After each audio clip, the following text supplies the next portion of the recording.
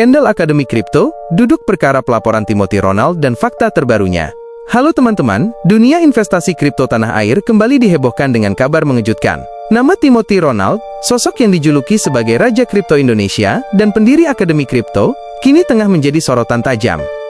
Bukan karena cuan miliaran, melainkan karena laporan kepolisian di Polda Metro Jaya atas dugaan penipuan investasi. Isu ini mencuat di awal Januari tahun 2026, memicu perdebatan panas di media sosial. Benarkah ada janji profit yang tidak terpenuhi, atau ini murni resiko investasi? Hari ini kita akan membedah kronologi lengkap kasusnya, pengakuan pelapor, hingga bagaimana respons dari pihak Timothy Ronald.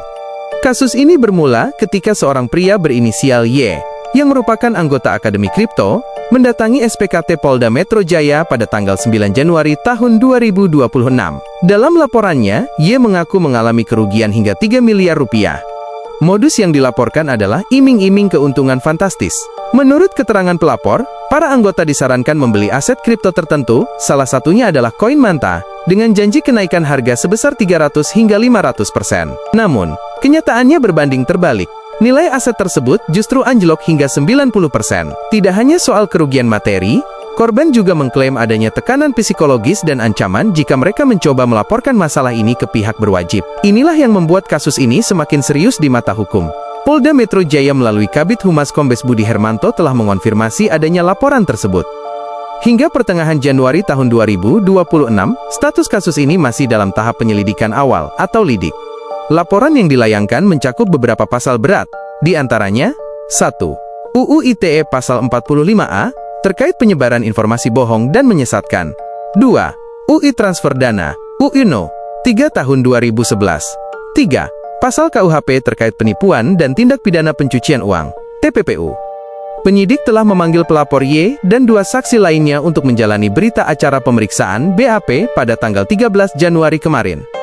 Kuasa hukum pelapor bahkan meminta PPATK untuk ikut menelusuri aliran dana dan aset milik Timothy karena adanya kecurigaan lonjakan kekayaan yang dianggap tidak wajar dalam waktu singkat. Lalu, bagaimana tanggapan Timothy Ronald sendiri? Hingga saat ini, Timothy Ronald maupun tim dari Akademi Kripto belum memberikan pernyataan resmi secara langsung kepada publik mengenai detail laporan tersebut.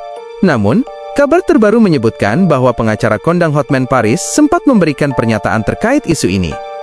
Hotman memberikan dukungan moral dan menekankan bahwa fluktuasi harga dalam dunia kripto adalah hal yang lumrah, serta mengingatkan agar publik tidak sembarangan melayangkan tuduhan penipuan tanpa bukti yang kuat. Pihak terlapor tampaknya masih menunggu proses hukum berjalan secara formal sebelum memberikan pembelaan menyeluruh. Edukasi untuk investor. Teman-teman, kasus ini menjadi pengingat keras bagi kita semua. Investasi kripto adalah instrumen dengan risiko yang sangat tinggi.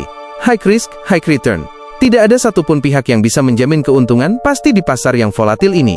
Mari kita kawal bersama bagaimana proses hukum di Polda Metro Jaya ini berlangsung. Apakah ini merupakan murni kerugian pasar, atau memang ada unsur pidana di dalamnya? Bagaimana menurut kalian? Tulis pendapat kalian secara bijak di kolom komentar di bawah. Jangan lupa klik like, subscribe, dan nyalakan lonceng notifikasi untuk update kasus ini selanjutnya. Saya pamit, salam investasi sehat.